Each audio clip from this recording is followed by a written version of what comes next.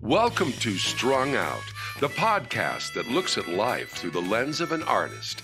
Your host is the artist, writer, and musician, Martin Laurence McCormack. Now, here's Marty. Hey, great to have you with us, and welcome back to Strung Out. I have with me a guest who comes in every so often, cinematographer, writer, just a philosopher of sorts, David Rocco Facchini, and you've been busy working on your film, USA to Z, and the timing couldn't be better to have you in Chicago right now since we are just coming off this national election. But before we get into the meat of that, tell everybody what's going on with and what your film is about. For those of you who haven't seen David in previous podcasts, now's a good time to say, who you are and what you're doing with this project. Cool. Thanks, Marty. Again, it's always great to see you. Yeah. Thanks for having me.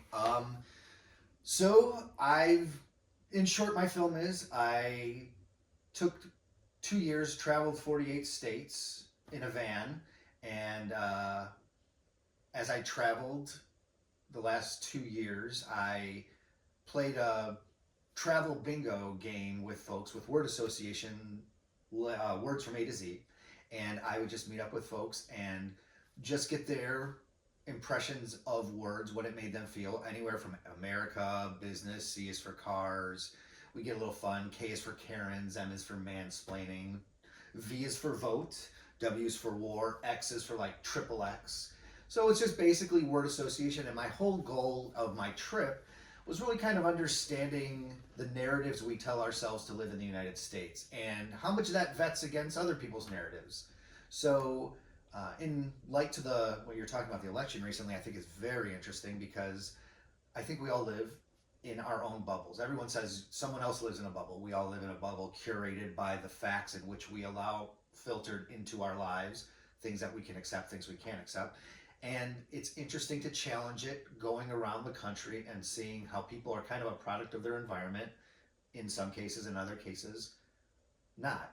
It was a very interesting experiment, and I'd like to say it's like in putting it together, you find that we are more united than it's perceived through media or any other means, I guess, for that matter. So. And what's neat about it is you are doing this.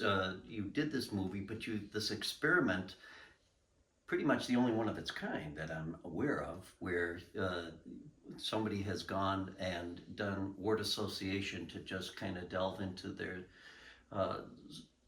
psyche, their social circles, so to speak. With this election, and in light of you doing that, were you surprised? Surprised at the results? Yeah.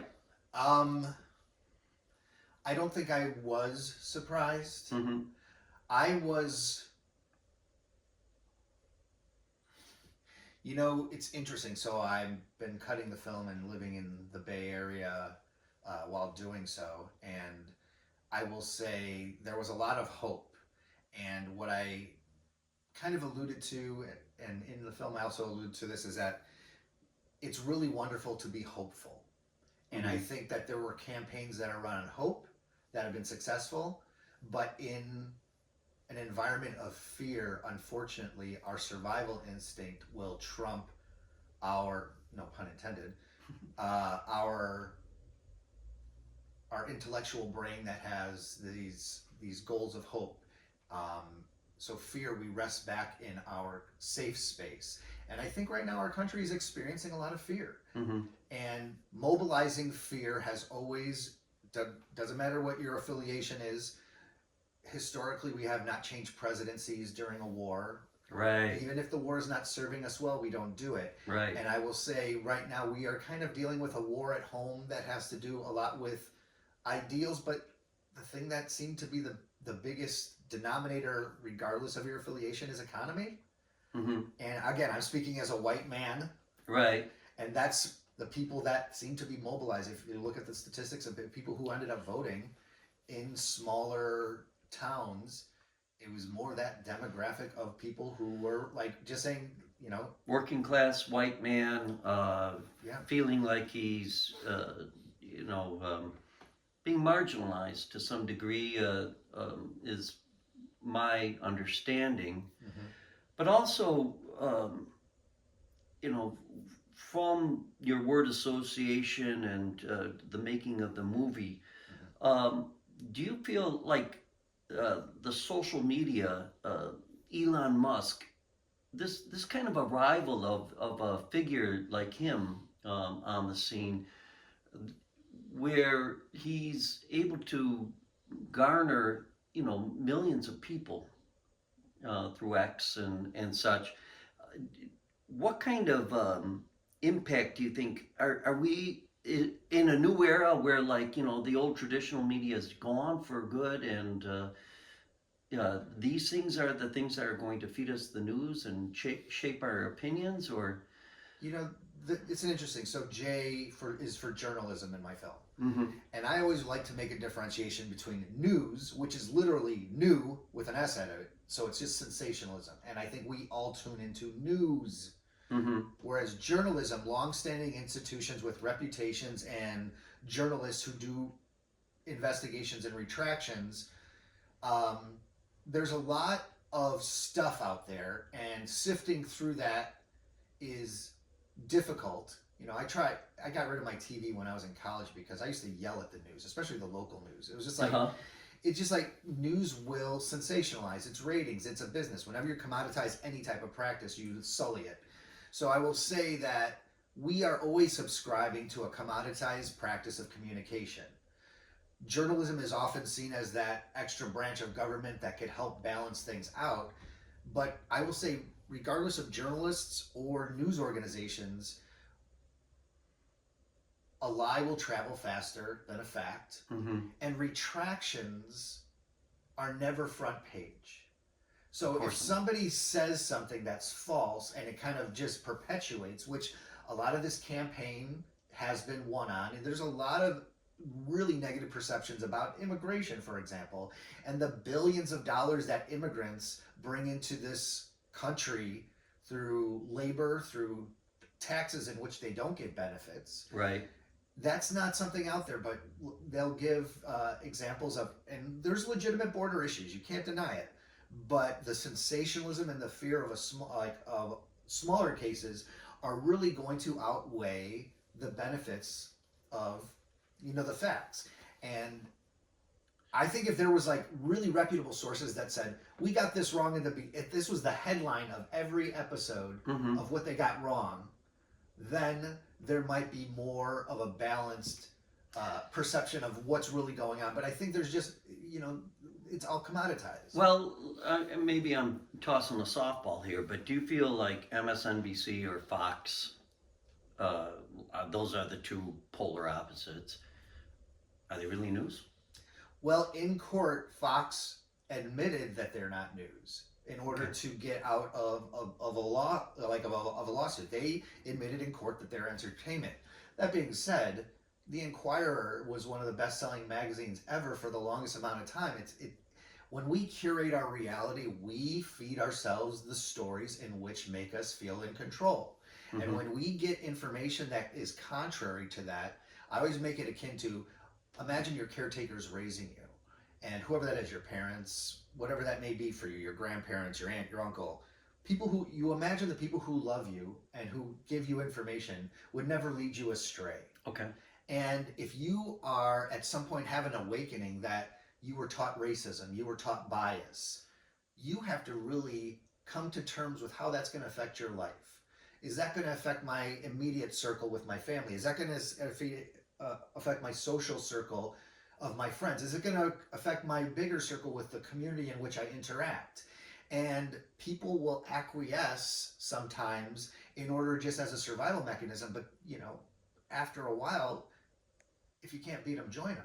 Right. And that's the whole thing of the bubble. And what I would say is the biggest message of my film is burst your bubble.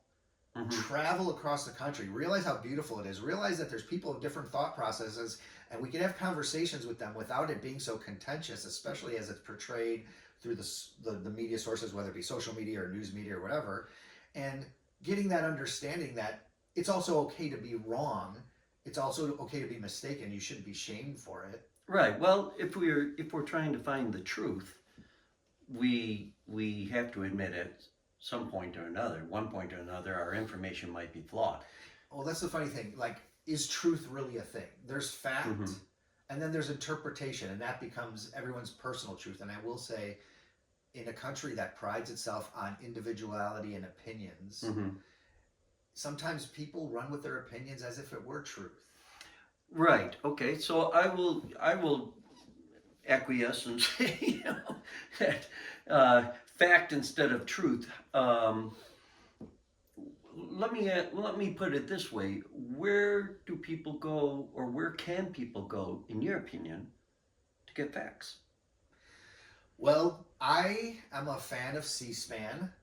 I've watched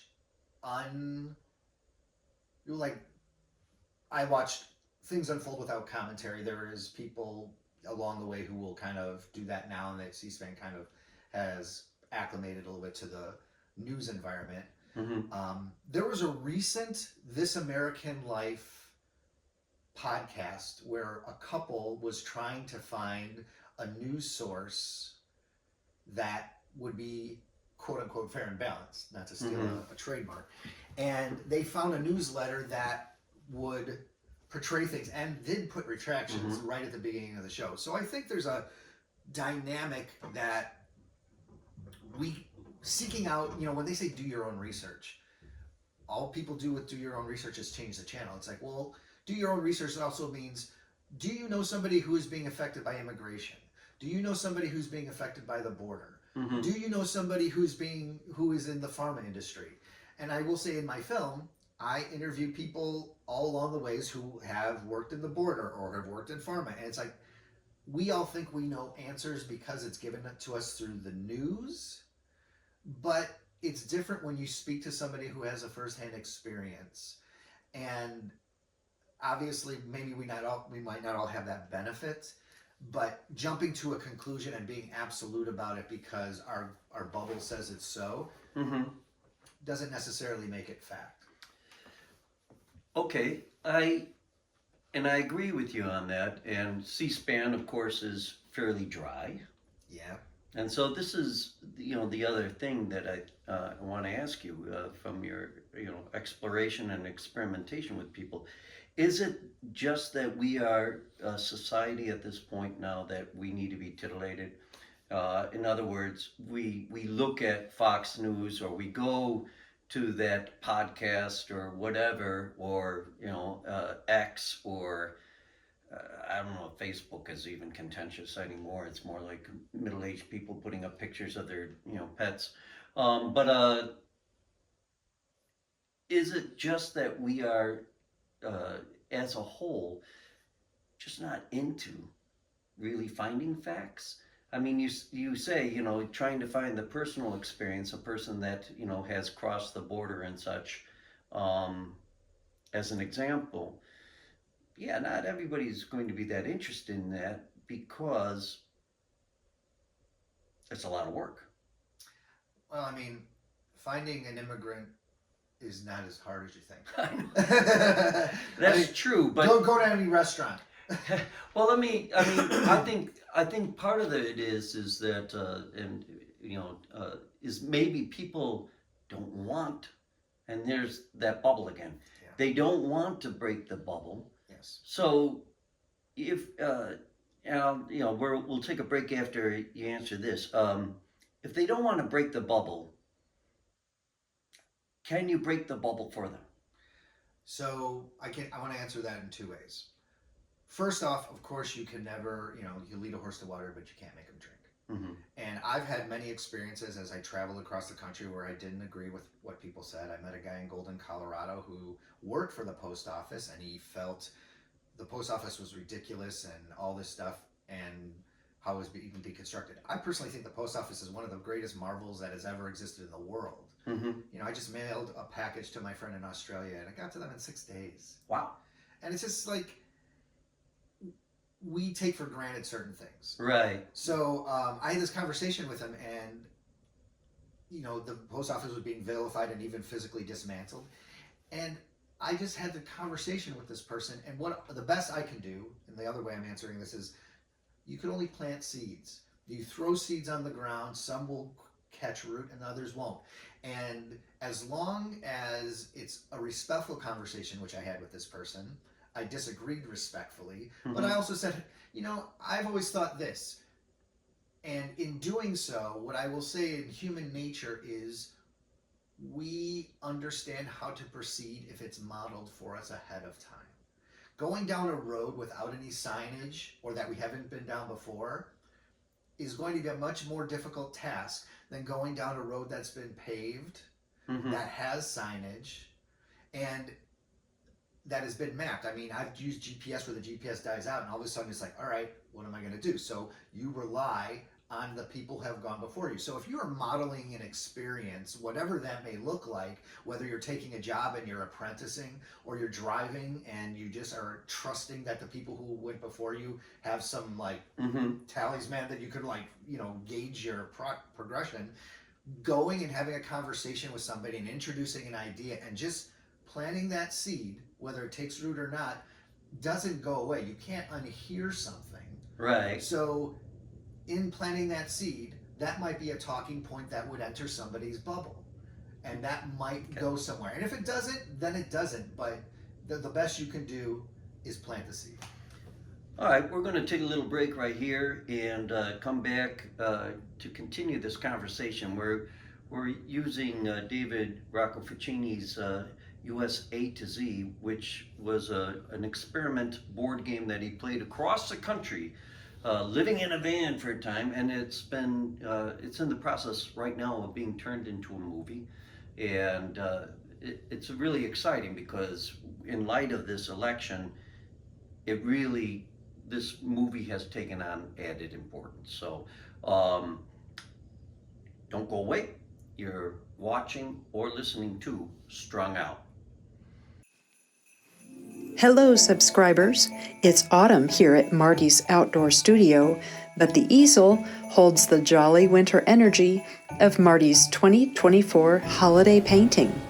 Announcing Dashing Through the Snow, freezes the light-footed action of two red foxes racing toward us while the jewel tones of the northern lights fill the sky with magic and wonder. Order your 2024 holiday greeting cards now.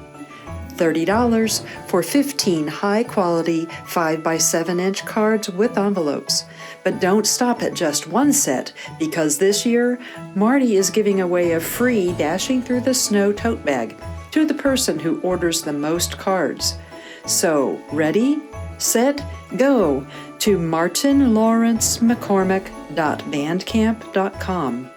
Click the merch button, select Dashing Through the Snow image, and order multiple sets for your chance to win the tote bag. Our way of saying thank you for supporting Martin McCormack and Marty Fine Art.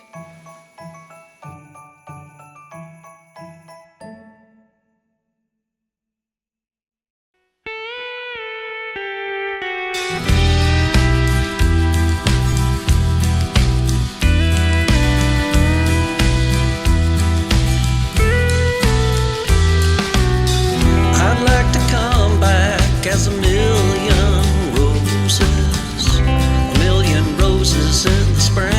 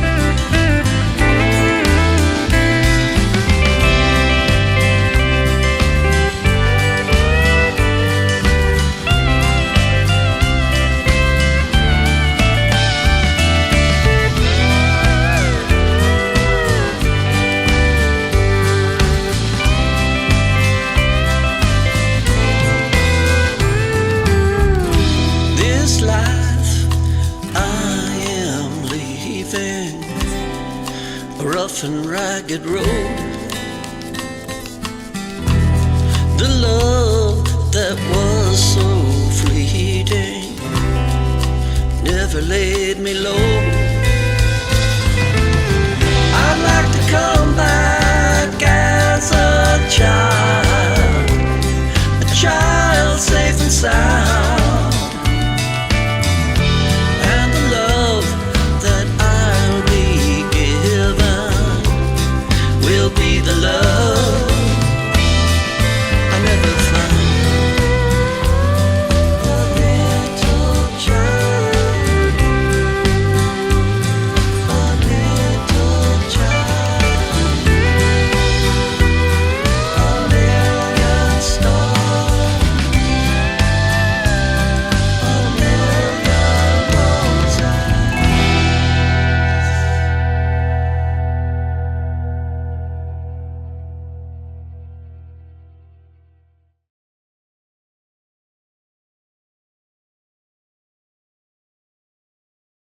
And we're back, and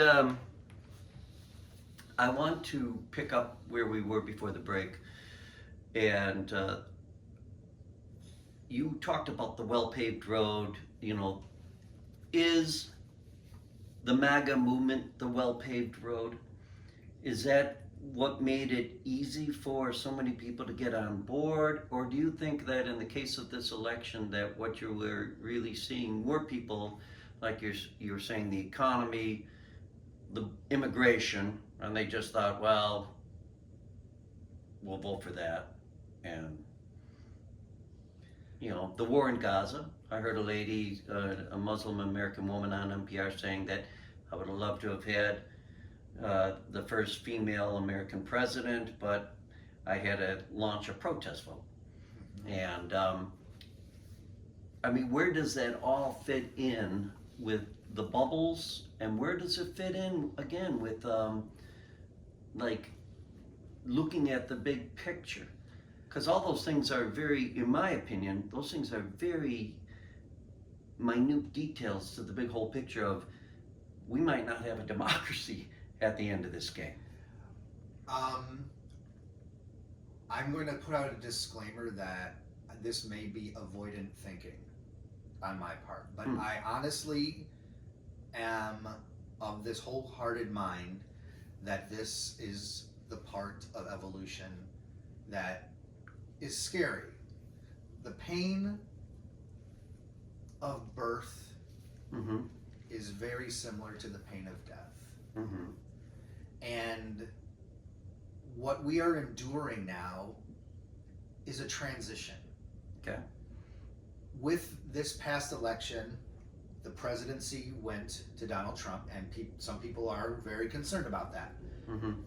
If you look at a lot of the other elections that have happened, there's a lot more representation of underserved communities that ended up getting into office. Right. You mean down ballot, as they say. Yes, there are people, you know, Roe versus Wade was overturned by the Supreme Court, yet a lot of states now are ratifying the choice. Some people are playing a little bit more partisan, like in Florida, they needed 60% to ratify it and they didn't get it. And if you really think it's like over 50% is majority. So that minority that is shrinking is white male religious privilege. And the death rattle of that dynamic is happening. And I think as representation balances, and even if you look at some of the congressional seats that were picked up in just the last days as they're still tallying votes, there is an interesting dynamic happening in terms of representation and in terms of what does the Republican Party look like. You asked the question about the MAGA movement. Even on the Republican side, the MAGA movement is a little bit of a birth of the Tea Party movement. Right, the Tea Party preceding it, of course, and there's a division among the ranks of the Republican Party, because even Mitt Romney, you know, before when he was running, I had no interest, and it's like, okay, listen to how he's being a lot more clear, Mm-hmm. and he's got integrity. And I think what's happening is there's people who are going to acquiesce, but there's always been people, even in the earlier Trump presidency, who would not toe the line of some of the things that he was trying to do. So for this to be the end of democracy, I don't necessarily agree that that's going to happen. I do think what we're going to see as a result is a lot more autonomy in states, almost like we have like a little European Union, but we're still the United States. Like, people will move to states in which will match their lifestyle and their choices and everything. And that might be the case for the next 4 years. But if we really look practically of the things that Donald Trump could possibly do, he's got 18 months Mm-hmm. because people in Congress are going to run for office again. The effectiveness that he will have, that, you know, to get things in motion, are really going to be within the first 12 months and the 18 months. You know, people say Right. it's 4 years. It's not really 4 years. And he's, you know, it'll be interesting to see how much happens. But like the war in Ukraine, the war in Gaza, I mean, these are big things that are a lot more concerning than I think our individual democracy, depending on how bold the actions are in this presidency. So I'm a little more concerned about what you, like you said, about the war stuff rather than Mm-hmm. the democratic politics of the nation. Well, yeah, I mean, it's and we'll go back to that about, you know, the foreign policy part of things. With the messaging and bubbles and the idea that you know, you're saying you have to break your own bubble to really kind of understand what the rest of the world is like Yeah. in the United States. If people are not that, and I guess I'm coming back at you again, I think with this, you have podcasts, you have tweets or whatever they are now, and you know, people will put stuff up. I was driving through Iowa, people were even painting their thoughts on plywood sheets and putting them in their front yards. Yeah. Yeah, I've seen a lot of makeshift Yeah, signage. but see, now what tells me is that there's so much noise that that people don't know how to really cut through it and to get at facts, to discern their truth, and if you're running in the same social circle, you're basically then reinforcing a bubble. However, there are communities where you will have people that lean to the left and people that lean to the right. So how, you know, how do we improve upon this? I mean, you know, I know you're saying, well, burst your bubble and go out and find people that have a different groupthink, but you're up against Fox News, you're up against some pretty heavy hitters that kind of have the groupthink under their thumb. You know, you brought, you know, said Facebook now is a place where old people post about their dogs and cats or whatever. That's not what Facebook was under the Trump presidency, under Right. the previous elections, and it came to that point. Mm-hmm. And what I do think is people not knowing how to express themselves or how to go about things is nothing new. Mm-hmm. I think you could go back to the Vietnam War. You could go back many generations within our own country and find people not knowing how to deal with what's happening Mm-hmm. in the United States and on a global scale. They do the best they can with what they've got, but I think having the more you are reaching out to your community, I feel like that's the best thing we can do is reach out to our community and listen to our community, hear what's being said, and find the middle ground. Everything that we're seeing, like as an example, cancel culture. There's people who really feel like being woke and cancel culture, it's gotten a very negative connotation. And in some ways I see that. There is a shaming around somebody who might have been in a generation where they're using terms that shouldn't be used now, or they're in communities where that's not as a big of a deal. It's like there's an evolution to everything, but the evolution of us as a people really depends on community building. And I will say, like, I have an uncle who is conservative. He watches Fox News. And in the last 2 years, we've had some of the greatest conversations. We had a whole conversation about transgender rights.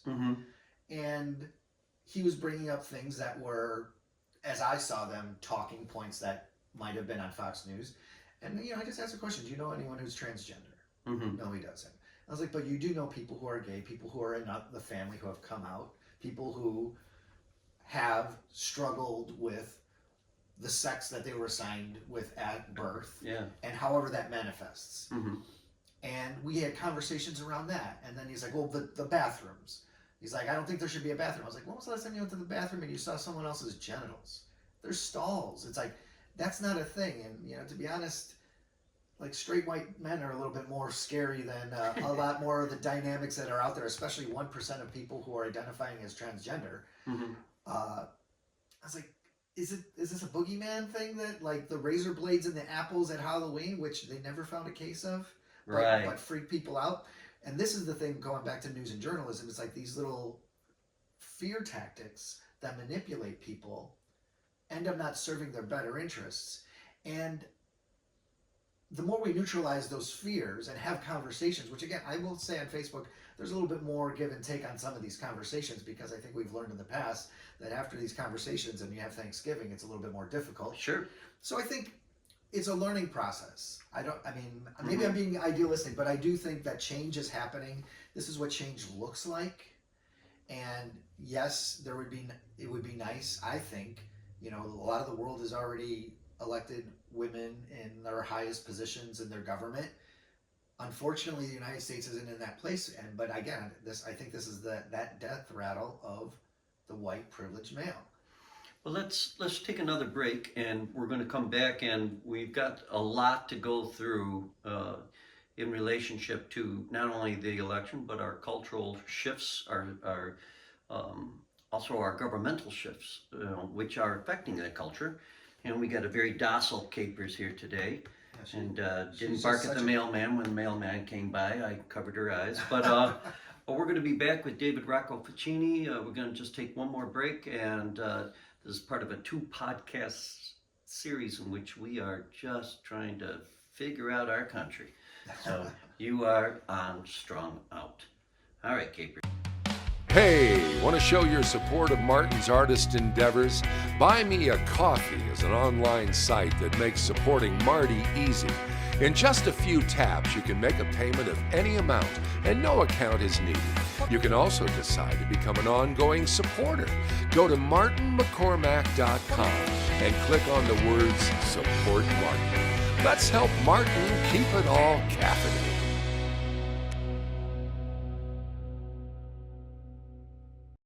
We're back. Before the break, we were talking again about the death rattle of white male privilege. What I thought was kind of interesting was, the Latino vote, and the fact that a lot of people of color voted for Trump, with the exception of the black community. And black women in particular, who are like still, hopefully, a pillar of democracy. But where does that play in with the death rattle of white male privilege? Are these people? Do you feel now? Do they see themselves? Is this more of a social class thing? Are we experiencing that, as people get more upper class, more, wealthy, that they kind of, this thing all shifts into a class culture? Is it the haves against the have-nots and, you know, that sort of thing? Or, I mean, because at some point, you're going to have not only white males or whatever, but you're going to have, you know, black males and brown males or, you know, females or whatever who are going to be poor, not educated. But let's start with color first, and then we'll go to class and education, because that was the other thing that people are like, you know, screaming about. Yeah. From your, you know, experiment that you did, the people that you talked to, you know, tell us a little bit in that context, you know, with people of different colors and stuff like that. You know, where, you know, how did this all come about in such a way that this election has proved even the prognosticators wrong? I mean, I don't know if I can answer. That's such a big question, and again, as a white man, I don't know how qualified I am to give any type of factual reason why certain people vote their way. But I will say, in general, there was a few things that were going on with this election. I think there is, I think there's a present misogyny in this country, which is fueled by religious backing. You know, there's a lot of examples of, you know, keeping women in their place, and even reflecting in the overturning of Roe versus Wade. Our country is still ruled by that religious dogma. Mm-hmm. So that plays into cultures regardless. Mm-hmm. And the other thing that plays in is, bottom line, it's the economy. It's people are suffering with the cost of living being so disparate to the income in which people are receiving. You know, I find it funny, and I had to learn this at one point as well early on when I first started voting, that an economy is inherited. Mm-hmm. And unfortunately, I don't think a lot of people in our nation understand that. And Trump is inheriting a healing economy, and he's done some great things. It'll be interesting to see how things play out. And I mean, Trump's done great things, or Biden has done great things with the economy? Biden has done some great things with the economy, and Trump will inherit that. Yeah. And when people will say, "Oh, look at the cost of groceries are going down, or the cost of gas is going down," which might happen in the first year, maybe. Mm-hmm. It'll be interesting to see how it plays out long term. I think people just eventually. I think people vote their belief system, and they vote their wallet. So it basically comes down to two things: is like tradition, which I'm kind of anti-tradition, because the whole idea of saying it's the way it's always been done Mm-hmm. is anti-evolution. Mm-hmm. But religion is very rooted in tradition, Sure. and tradition rituals can be very beautiful, can be very bonding for communities. But when those same traditions are divisive and saying, you know, even the idea of religion is bringing people together against another thing, it's already immediately excluding. Right. You know, there people are saying, you know, you didn't vote for anyone who voted for cheaper gas, you know, tell that to your daughter, tell that to your gay son, or Right. And that's all true. But I don't. It's like sometimes people just have to hard line, and that's what I think ended up happening. And ultimately, people didn't vote out of, in my opinion, people voted out in this election more out of fear Than anything than else. hope. And I think Kamala was really doing a great job instilling hope. People were feeling that energy. And to be honest, if she would have had a longer campaign, that might have been different. And also the way she inherited it seemed a little bit too much of a decree.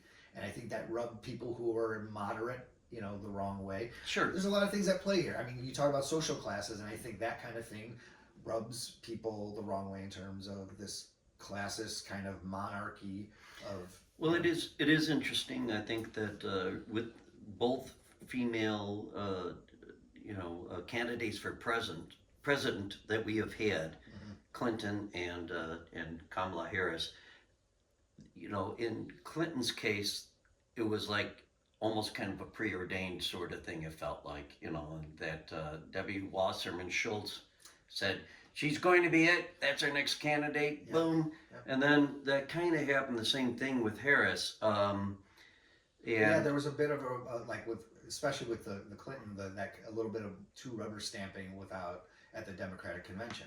I mean, I know that's what rubbed me the wrong way. I still voted for her, but yeah, I felt that. Yes. Yeah. So I think what's interesting here is again with your experiment in subsequent movies that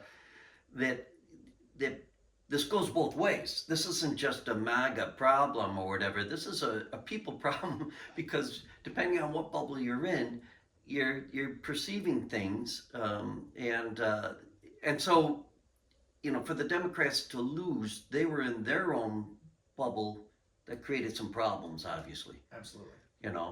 I mean, I think maybe part of that shock, and I was shocked because it sounded like everything like a landslide. It was going to go a different direction, but I'll say, like, while I was traveling, I spent a bit of time in Pennsylvania. Yeah. And I have friends and family in Pennsylvania. Okay. And when I saw the narrow road in which Harris could win the electorals, I was not hopeful. Mm. And this doesn't speak this is not a judgment of anyone. This is evaluatory. It's just, you hear what people talk about, you see how people act. And it's like, yeah, I was going to be shocked if she got Pennsylvania. Mm-hmm. I was a little more shocked that she didn't get Michigan because she spent so much equity there. Well, everything, I mean, turned for Trump, which is an amazing thing. And I think you're right that at the end of the day, these were very, very select issues that made people vote for him. Very interesting too, though, because I mean, it's very, like you said, fearful in the sense that this is not a guy that necessarily knows how to deal with the rule of law and the Constitution that well. Yeah. So, well, we're going to wrap things up on this part one of this podcast so we can continue along to keep massaging these thoughts here about not only the election, but just where we are as communicators in our country. I mean, have we always had this problem? Is this something that, we can overcome? Is there something out there right now that's happening just with our media and that's not only creating this, but can also cure this? And before we finish this podcast, though, tell us a little more about the movie, where it's at right now, and then we'll move on to the next. So I'm glad I'm releasing the film in the spring because I think it would have gotten buried in a lot of this political stuff. And even though it does have political content, I think it really is a social statement of the state of mind of our country. And I've been working out recently.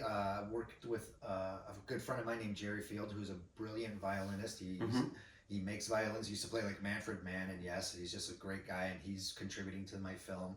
So, working on it, spring release. When things might have gone a little bit restful, and people are maybe looking to explore their country, this might be something that might inspire them to go cross country, check our parks out, have conversations with people. Do you have a website for this? You can go to USA, the number 2Z, USA2ZFilm.com. Okay, very good. All right, we're going to leave it at that for this podcast. And after, next week we're going to have we're going to continue along with this conversation with David Rocco Facchini.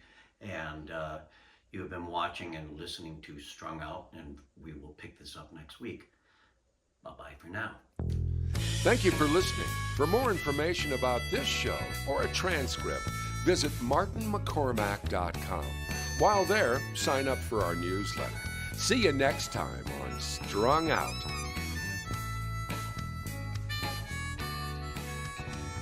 It's so some wrong, this pain we feel makes no sense at all. A swan song wasn't part of the deal, was no curtain call. Given no choice, given no step.